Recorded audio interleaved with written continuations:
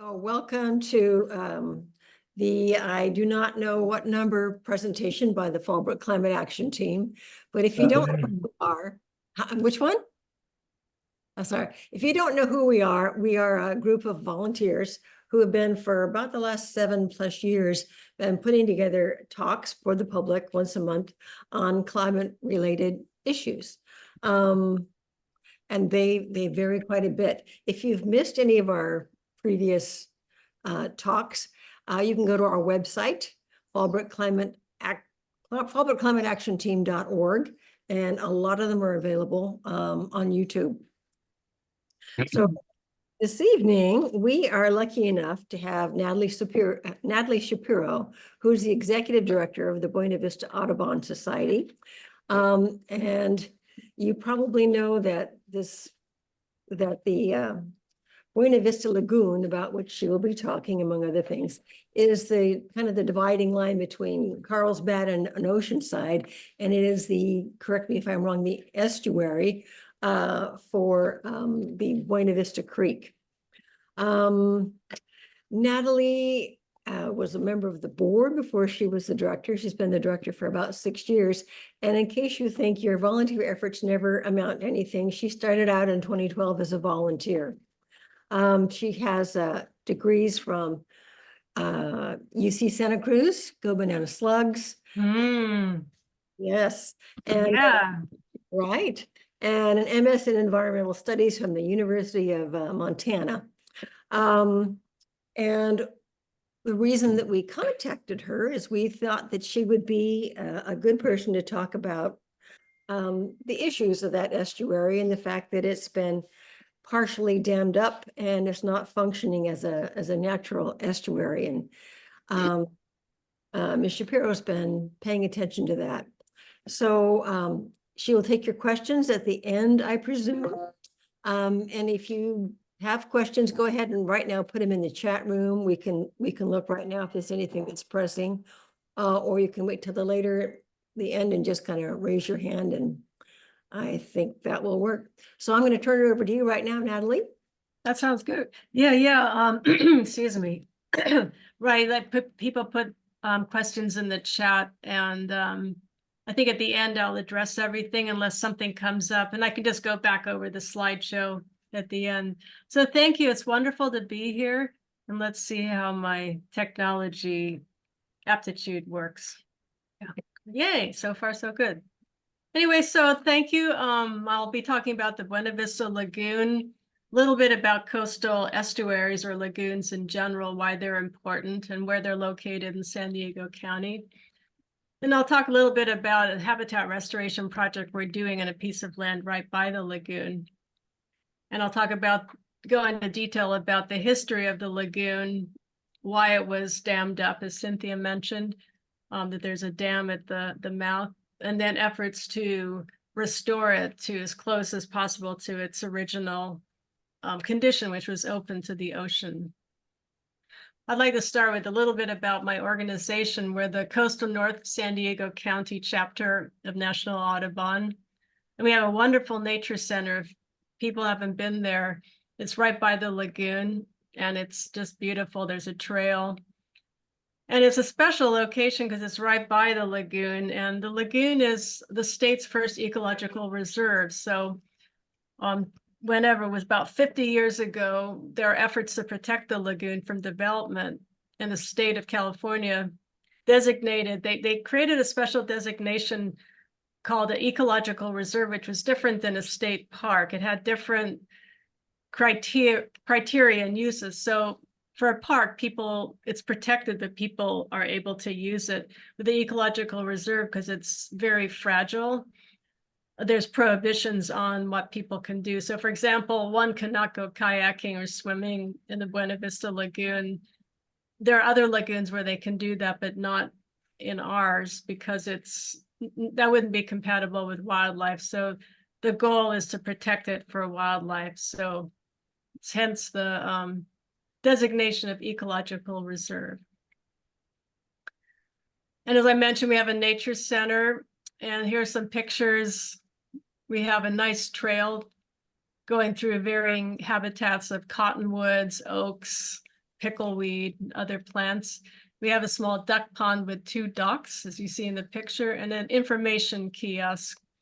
And the people in the below the information kiosk are part of a plein air paint out a couple of years ago, where people just set up and painted different scenes of nature that appealed to them. So it's a very important hub for the community. We also offer programs in nature education for all ages. They're generally free. A big part of our model is that it's accessible to the community, and most of the people that come to our nature center live in Oceanside and Carlsbad, and we want to make sure they all have access to education and nature. So birding, as you see down below, little girl with the net, that's part of our, every year we have something called Endangered Species Day, where lots of family-friendly events such as exploring the fish and aquatic life in the lagoon.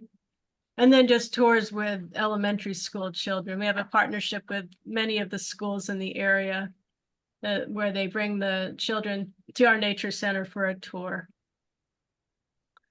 And then like in the beginning, I talked about our habitat restoration and land management work. The picture to the right and the picture up here, that's the Morrow Preserve, excuse me, the land by Camp Pendleton. And here on the right, the California Native Plant Society are doing a survey. One of the interesting things is we found endangered Brodea filifolia, which is this beautiful rare plant. It's listed as endangered under the Endangered Species Act. And it was growing amongst all this fennel and mustard. And this picture up to the left shows what it looked like back before we started doing habitat restoration. So we were doing surveys just to make sure we knew exactly where the plant was. And then below is our other restoration project, which is adjacent to the Buena Vista Lagoon. And we're still working through permitting and design on that. So a little bit about coastal lagoons, and I love this picture. I mentioned the photographer from Audubon Society. This is one of the photos she took, and it's just a great photo. It shows it's facing south, and so you see the lagoon here, and the weir and dam is about right there. And then this piece of land right here, the green, that's part of the wetland reserve, the land that my organization has title to. So just going over what is a coastal lagoon. So a shallow body of water open to the ocean, mainly salt water, but it does have pockets of fresh water from streams, springs, and urban runoff. The Buena Vista Lagoon has, as Cynthia mentioned, it's the like the endpoint of the Buena Vista Creek watershed. And Buena Vista Creek is a natural creek, and there's springs that bring fresh water in. There's also urban runoff. So in a way, the funny thing with the lagoon is in the summer, it fills up with water more than in the winter, which is counterintuitive. But because there's a weir, which you see how the lagoon is constrained, there's a weir right here. And there's a sandbar that builds up. I'll get into that in a minute. But when it rains really hard, Buena Vista Creek fills with water and just rushes out and piles over the weir and blows out the sandbar, and the lagoon drains. In the summer, there's no rain. There's just trickles of urban runoff as people are watering their lawns and plants. The lagoon slowly fills up like a bathtub. So it's a strange phenomenon, I think. And another key component of coastal lagoons are the salt marshes, which, I mean, this one doesn't have salt marshes. There's freshwater marshes, but salt marshes are very important components of coastal lagoons. That would be the vegetation at the edge of the open water area. They provide key habitat for varying wildlife. Oops, okay. So why are coastal lagoons important? So there's many reasons. Let me just get some water here. They reduce flooding by absorbing flood water, and they buffer wave action by just tempering down the waves before they hit the shore. And they're great at filtering urban runoff. They provide nursery habitats for marine life. And a really key thing is they're a stopover for migratory birds as they migrate between the north and southern hemispheres. The birds are really needing a place where they can rest and forage. So having a healthy lagoon with lots of food it's critical for the health of the birds. Now, and this is something of interest to this group. Coastal wetlands are one of the best ways to reduce carbon emissions. They're amazing at storing greenhouse gases. In fact, there's a whole science called blue carbon storage, because wetlands keep the carbon dioxide in the lagoon or in the wetland rather, keeping it from being emitted into the air. So there's a lot of emphasis on restoring and expanding wetlands for that purpose. So there's about 6 lagoons in San Diego County. And so Buena Vista, there's some smaller ones too, but these are the main ones. And I mentioned earlier, so Buena Vista Lagoon at top, and as you move down, Penasquitos. And all of them except Buena Vista Lagoon are open to the ocean, and all of them have gone through several years of habitat restoration. And Buena Vista Lagoon has not. So one of the problems with California coastal lagoons is almost half of the original lagoons have been destroyed by development. We'll be looking shortly at some historic photos of the lagoon, but this photo is helpful to understand the impact, because there's along this area, there's the mall that's right at Jefferson Street, which is, I don't think you can see it in this photo, but it's right about here, just past this hill. This was all filled in. Back in the 50s, there was a lot of emphasis on filling in wetlands, not just coastal wetlands, but all over the country. They were seen as an impediment to the progress and development.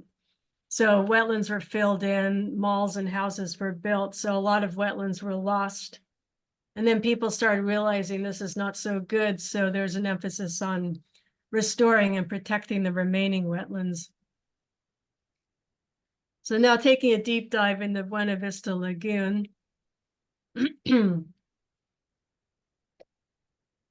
So it's a 220-acre ecological preserve under the jurisdiction of the California Department of Fish and Wildlife. And this is a different view than what we've been seeing. So our nature center is right here, and that beautiful drone photo I showed you earlier showed this area right here.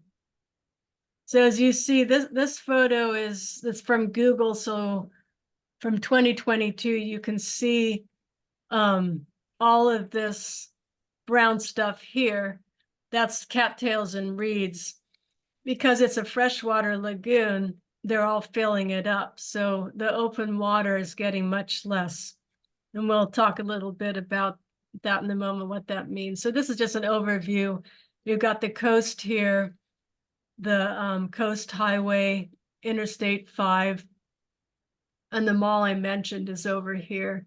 And then Buena Vista Creek is off the map up here. But when you look at this, you really see how heavily urbanized it is. So it's so critical to have this open space, for migratory birds and wildlife, because in spite of how heavily urbanized it is, we frequently see foxes and coyotes around here because they kind of hang out in this open space. And there's a corridor. If you keep going east, there is an open space corridor along the creek, and ends up in the San Marcos Hills.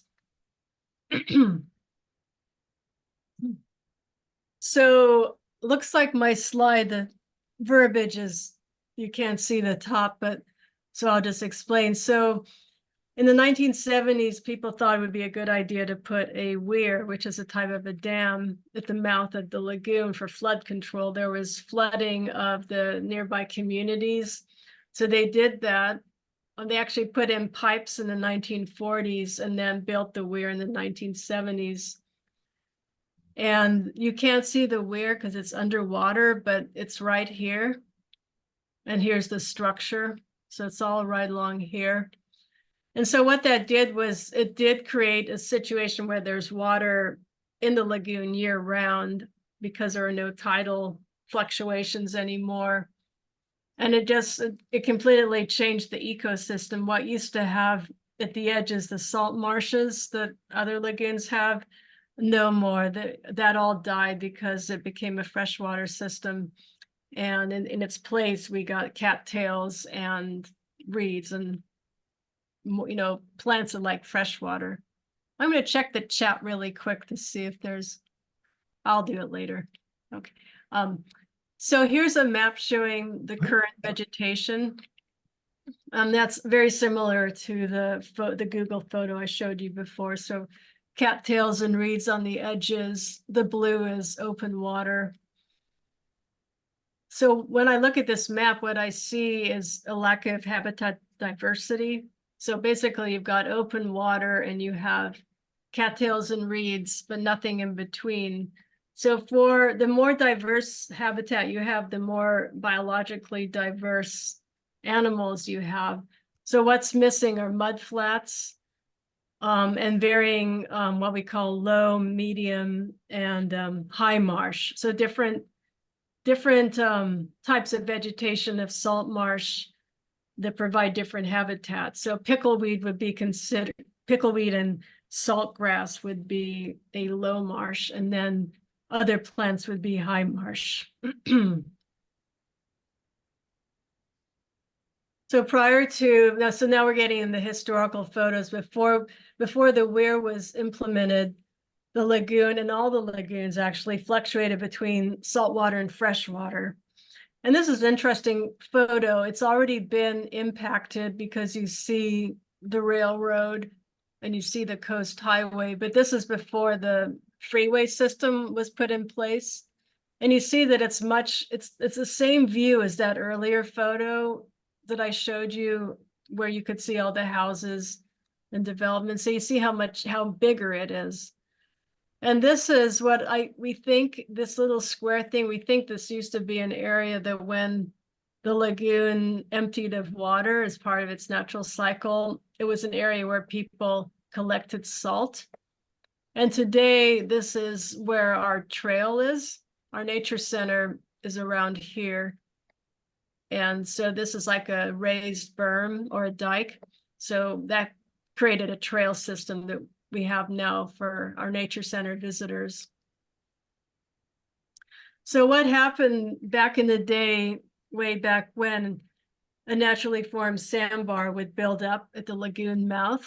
And then when the rains, I mentioned before, when the rains come down really hard, those big storms we get, there's enough water in Buena Vista Creek that just comes out with such force that it pushes out the sandbar. And here's a picture of the sandbar. Then the lagoon would open up to the ocean, it would empty out, become a salt flat, and then the cycle started again.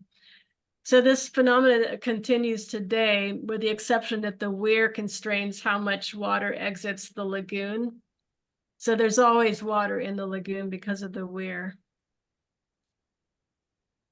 So back then, as I mentioned, salt flat would form in the lagoon, and at the edges, even though it emptied out, there was still some water. So there were salt marshes that formed at the edges, and there were always some kind of pool of water. And this photo just shows, I can't really tell if there's water in the lagoon or if it's a salt flat at this point, but it just shows what it looked like historically. So it was all one body of water. Today it's broken up into 4 different sections because of the roads and railroad. Okay, so at first, as I mentioned, everyone thought it's a great idea to close off the lagoon. And after a while, especially in the 1980s, they started noticing that there's some problems, and these problems persist to today. Here's a great picture of this photo was taken in 2015. You can see the edge of the lagoon is right here. You can see where the cattails stop and the ground goes up in elevation a bit to our trail, and the cattails and reeds are slowly taking over the lagoon. So you had that, but in addition, there was mosquitoes because it's stagnant water. And then historically, let's say until about the 1950s, sewage was just dumped right directly into the lagoon. So that became really nasty. They stopped doing that, but there's still, because there's no flushing of the water, which if there was open up to the ocean, there would be, there's no flushing. So dead cattails and reeds and animals all decompose, and the decomposition, what happens is everyone knows, I think you get a really bad smell. So around this time of the year, I start hearing, what's that awful smell? So what's decomposition? So, and along with that, the oxygen gets used up in the lagoon. The bacteria eating all the dead stuff use up oxygen. And in about a month, unfortunately, we'll probably start seeing dead fish. So that's a byproduct of closing the lagoon up. There's no water movement, there's no fresh oxygen entering the lagoon. It gets warm and the oxygen level drops, and that it makes it tough for animals to live in it. So it became evident that something needed to be done. If nothing was done, it would become what we call a wet meadow. So all the cattails and reeds would take over, and it wouldn't be a lagoon anymore. So in many places in nature, that's not a problem, but here where we really are limited on our wetlands, and there's such a great need. We're on the Pacific Flyway for birds, so this is a major migratory path for the birds. They really need every lagoon they can get. So after a while, SANDAG, the San Diego Association of Governments, in 2012 began a process for addressing this problem. And they created an environmental impact report with 3 options. One was to keep the weir in place so it would remain freshwater. The second was to remove the weir and then return it to being a saltwater ecosystem. And then there was a combination of both, a hybrid. So this photo shows where this is Coast Highway and we're facing west. So our organization, not surprisingly, supports removing the weir and restoring it to saltwater estuary for many reasons. They, as I mentioned before, they have a high level of habitat diversity. Mudflats, I keep mentioning mudflats, shorebirds such as curlew, whimbrels, and a lot of those birds with a really long, thin beak. You see them at the beach poking around. Well, they don't do that in our lagoon because there's nothing to poke around in. It's just cattails or open water. So having mudflats and varying levels of salt marsh are critical for providing habitat for more birds. And then just we're rapidly losing mudflats and salt marshes from development. And in recent years, people are paying more attention to the impact of sea level rise on wetlands. So as the sea level rises, people are starting to take climate change seriously here, that as the sea level rises, it wipes out all the existing coastal salt marshes. So habitat restoration is getting really interesting because we're trying to figure out how to plan for the future. So there's this concept called wetlands migration. So when you plan habitat restoration, you want to try to think about in 100 years, how can you ensure there'll be wetlands? So it's challenging, but at least we're trying now. And I also want to mention that having an estuary open to the ocean is important for young marine life. So for example, leopard shark, young leopard sharks or tiger sharks or other marine life, when they're small, having a estuary lagoon to spend time in, they're protected from being out in the ocean where there's large predators. And I've seen this at Bataquitos Lagoon. Funny enough, I was hiking around and I was right along the lagoon and was right below the freeway.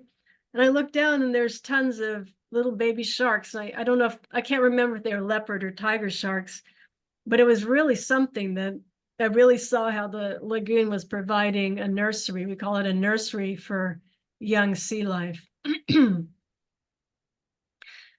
So back to the planning of habitat restoration for the lagoon. Ultimately what was called a modified saltwater alternative was created because people who lived around the lagoon couldn't agree on what they wanted. Many wanted to keep the weir in place and others did not want it there. So a compromise was reached. And this is what the modified saltwater alternative looks like.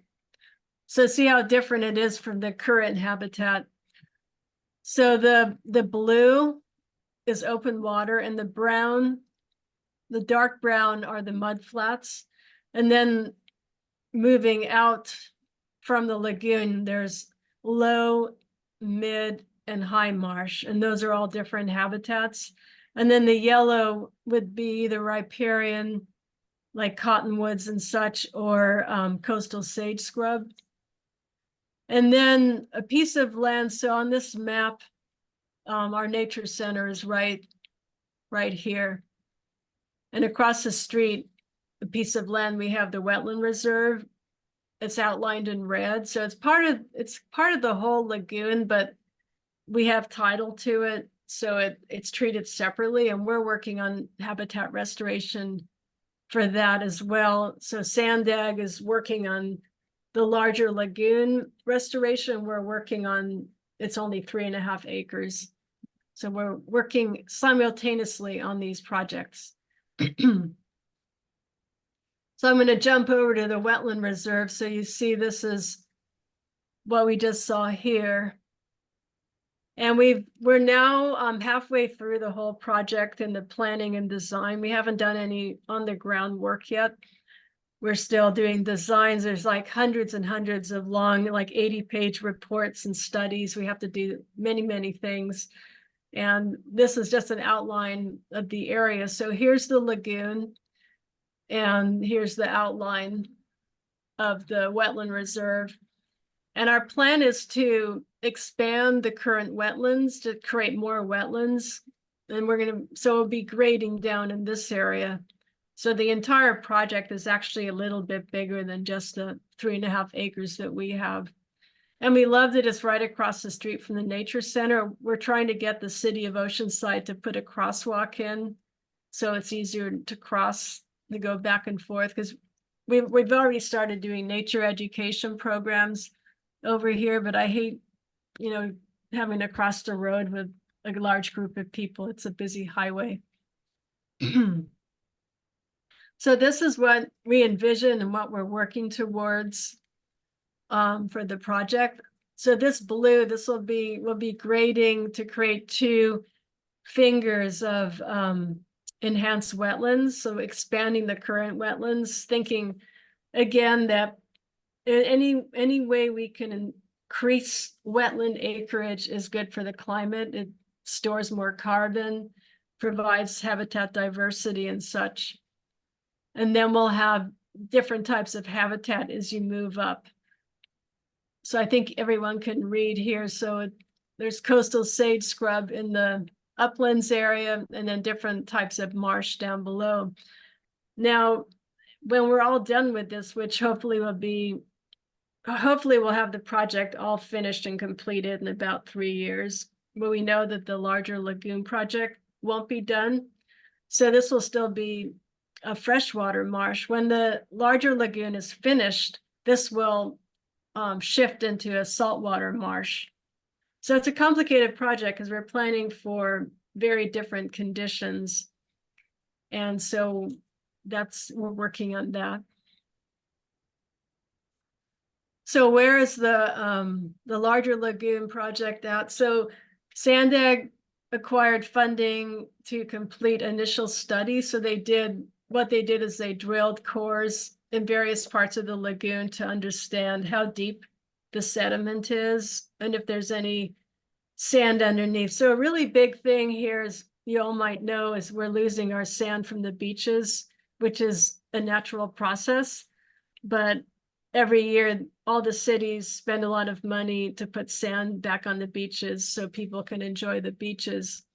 So the city is interested to know if there's any good sand underneath all the piled muck in the lagoon.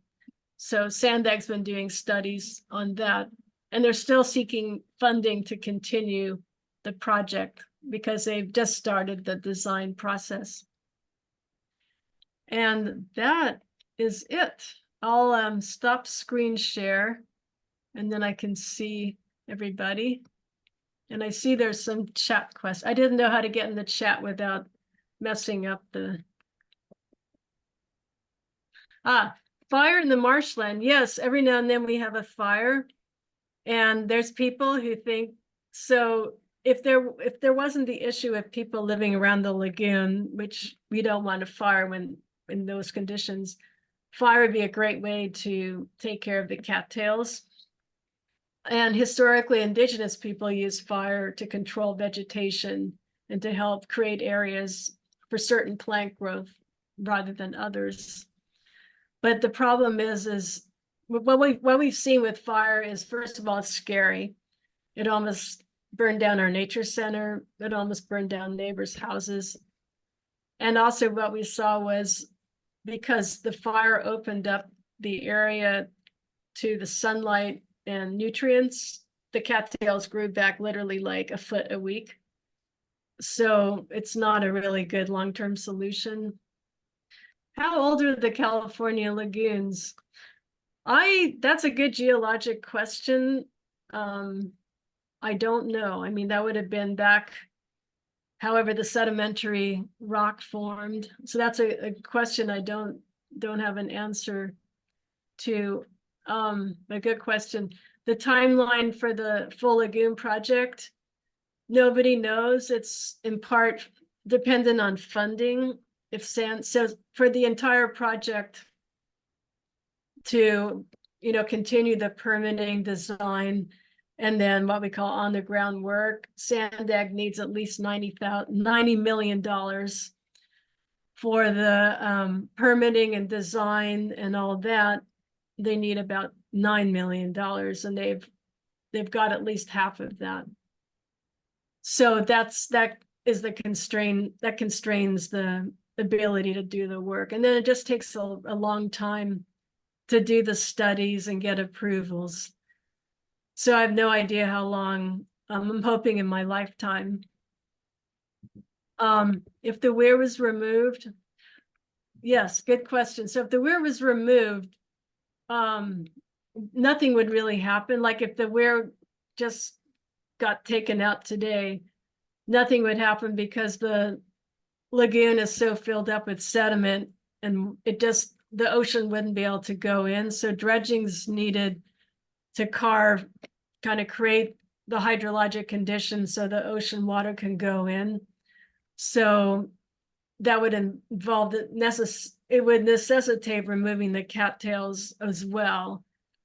So while it's true salt water would kill the cattails, the salt water wouldn't get in there to kill the cattails, if that makes sense. And then if they were killed, even if they were killed, they would just kind of sit there, and there's 220 acres of much of it cattails. So the idea is to dredge. So you have about 20 or 30 feet deep of sediment times 220 acres. They have to figure out where to put all that sediment. So that's a challenge. And then they have to figure out what to do with all the cattails they removed. So they don't have the answers yet. When you say tidal washes, do you mean like low and high tide? Because it would be like the other lagoons. where there's low and high tide. There would be the hydrology, the grading of the lagoon would be such that at low tide there'd still be water in it. That map I showed you was an average of the high and low tide. So there'd still be water, but it would be at low tide, the mudflats would be exposed. So good questions. Any others? Yes, Cynthia, go ahead. I have to unmute myself. Am I unmuted? We can hear you, Okay. yes. Oh, okay. I had heard, grapevine, I read it, that, that the weir was going to be removed in 2025. Sounds like that's not going to happen. I think originally the idea would be it would be removed 2035, but that was when there was an opportunity to do mitigation for the forget how many years ago, but a lot of times like big freeway or highway projects look for an opportunity to do, because they'll be damaging habitats, so they mitigate by restoring habitat elsewhere. So they were ready to do, it was working on the Interstate 5 and Highway 78 interchange. And there was an opportunity to find a habitat restoration project. And they were anticipating that, I think, was 2035 or maybe a little earlier. But this project wasn't ready. So they actually chose San Elijo Lagoon, which any of you familiar with that, that was a huge project and turned out beautifully. So so that time frame, yes, 2025, yeah, we're hoping they're able to move forward on the design and permitting then, but so yeah, it's going to be a little while. Sounds like it.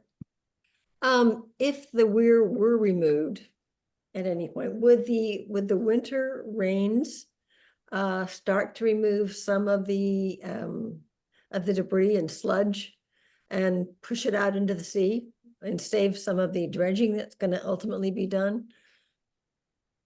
I don't think so. And the reason I think that is that earlier this year, I happened to be walking on the beach and saw some equipment at work. And turns out that we had a big storm and that blew out one of the panels in the weir. And the lagoon was emptying, but not as much as you might think. And the city actually repaired it. And that's when we realized that there's so much sludge buildup that there's just not enough water to push it all out. And the impact on the ocean would be pretty significant as well. Whenever there's a big rainstorm and it washes out the sandbar and you see all this really icky water coming out into the ocean, and that's got to have an impact on the ocean itself, because it's not sand, it's like muck and nasty stuff. And I just don't think the velocity and force of the creek water would do that. And plus there's so many cattails, and the cattails, their roots are so strong that where they're rooted, they would need more than the water pushing them out. We've created quite a little mess there. Yeah. Yeah, it's quite a mess.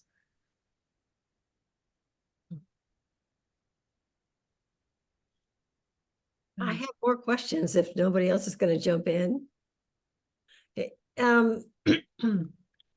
Okay, you already explained that the water is not open for people to use. You can't kayak, and yet I have sometimes seen people in there fishing.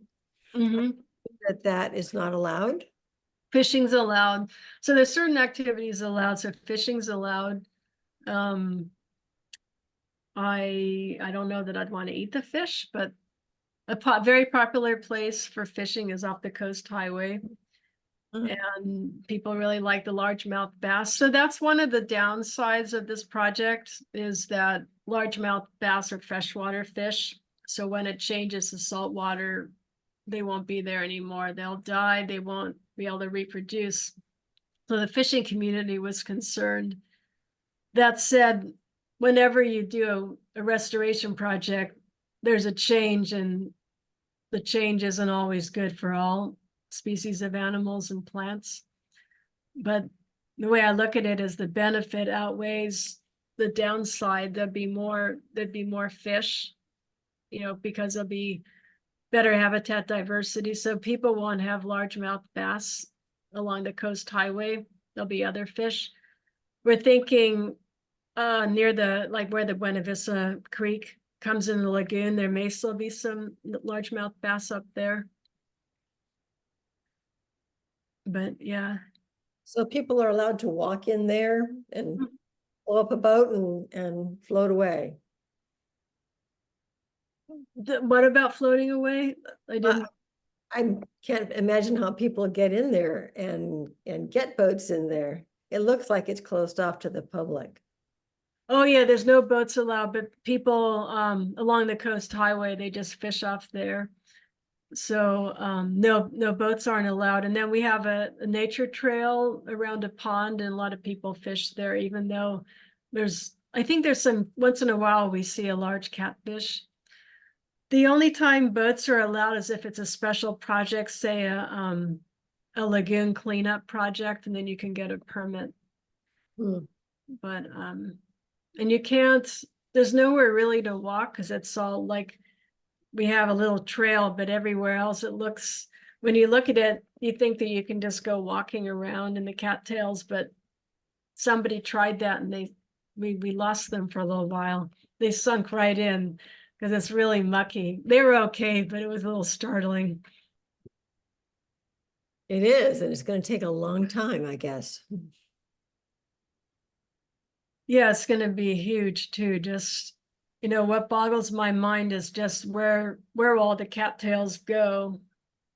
Just the county, there was a count, like back in 2017, there was a small project.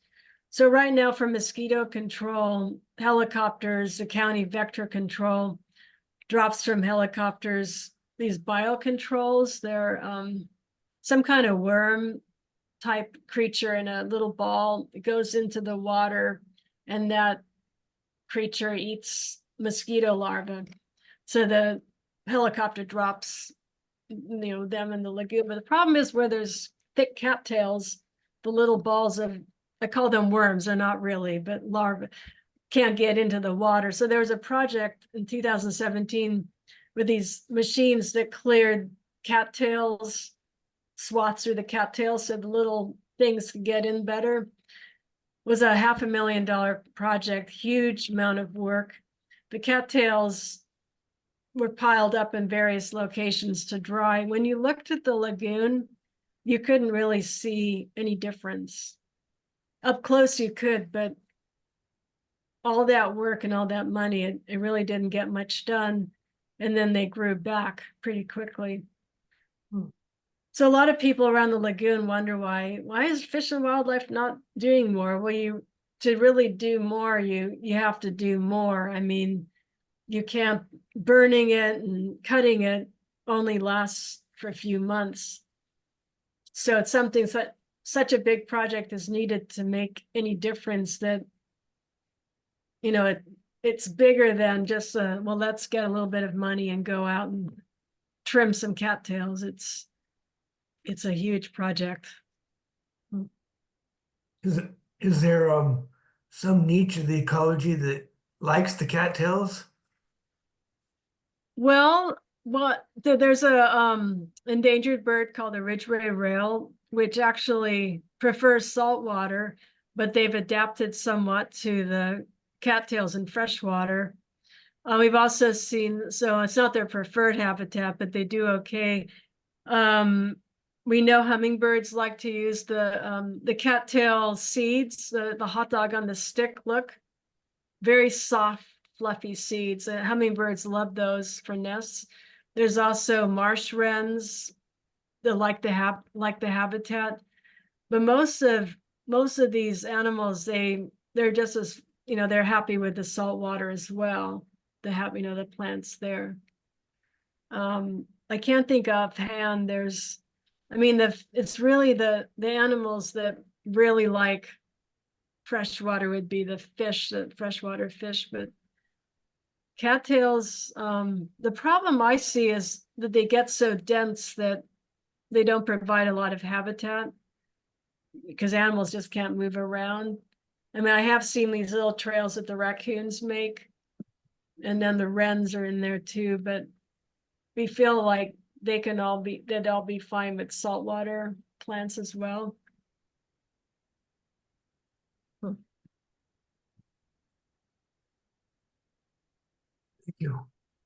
Couple more questions in the chat here. Oh, I missed that. Yes, migratory birds every year. Offhand, white pelicans, they really like this one area, the East Basin, and then ruddy ducks. I'm trying to think what else. A lot of songbirds, cedar waxwings, and a lot of the stepping into a different area conversation we have. I mentioned our nature trail. We have native plants grown there that are good for pollinators and bird habitat and represent a variety of habitats. So for example, cedar waxwings like the red berries on the toyon, and they're migratory. So we have a lot of migratory songbirds. Thinking what else? We also have resident birds, the egrets. They're not migratory, they're there year round. Cattails is biofuel. Yeah, I think that's great. I don't know how that would work, but yeah. I don't know how good they would burn. But it's a source, a source of fuel. I think it comes down to where do you keep them? Can they be composted? No. And that's one of the challenges is we can't. They're a native plant, but they're extremely invasive. So you can't put them in the green waste. I am not sure, and my memory is a little fuzzy on this. I'm not sure if the in Oceanside is El Corazon, they do composting. I seem to remember that. I'm not sure if they take them, the heat might be such in the composting process that there's no risk of, basically they make the compost and then people go and take the compost home. So I guess I'm not really sure on that. Well, there you go, everything rots. So yeah, go ahead and compost.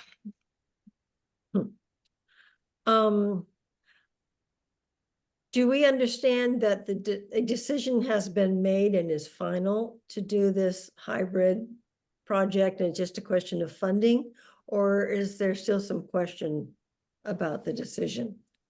No, it's decided. The modified saltwater, it's Sandag voted on it, approved it, and now it's just moving forward with the design that was outlined in the environmental impact report, but that was just a very vague outline.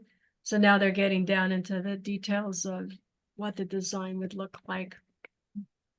There's still some wiggle room for areas. One area that is an example of wiggle room is how much mudflat will be available. So one of I mentioned compromise for the modified saltwater option. One of the compromises was giving up some mudflats to have more open water because the homeowners above the lagoon wanted more open water. So that was a compromise.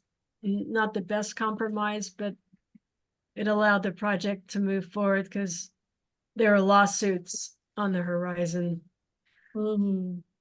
So, yeah. Huge.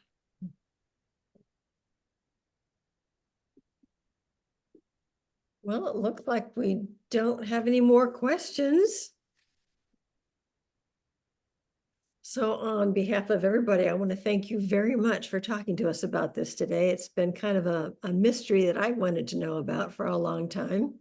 And hopefully now people from Fallbrook are more aware that there is an Audubon Society Nature Center down there, and we'll come and visit you there. We would love that. So the Nature Center, it's not open all the time. We're pretty much, I'm paid staff, but we have, basically it's a volunteer run organization.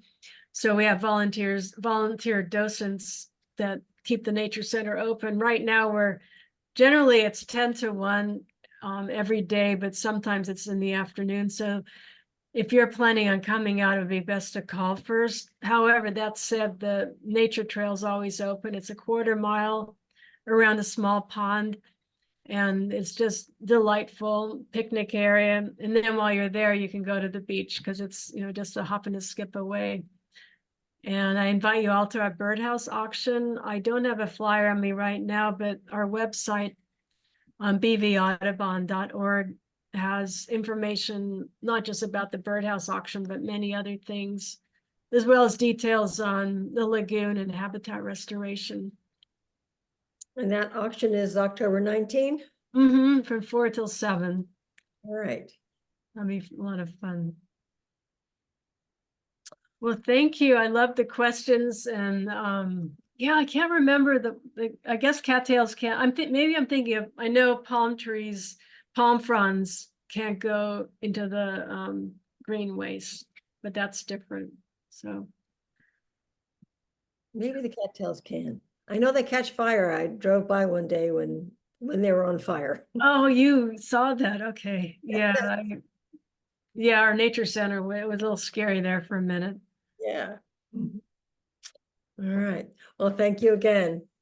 Well, So- thank you very much for inviting me. That was wonderful. I appreciate it. Well, good night, everybody. Oh, next month, do we have okay, our program for next month is not yet decided, so everybody stay tuned and we'll send out a notice as soon as we have it. Anything else I should be telling people, folks?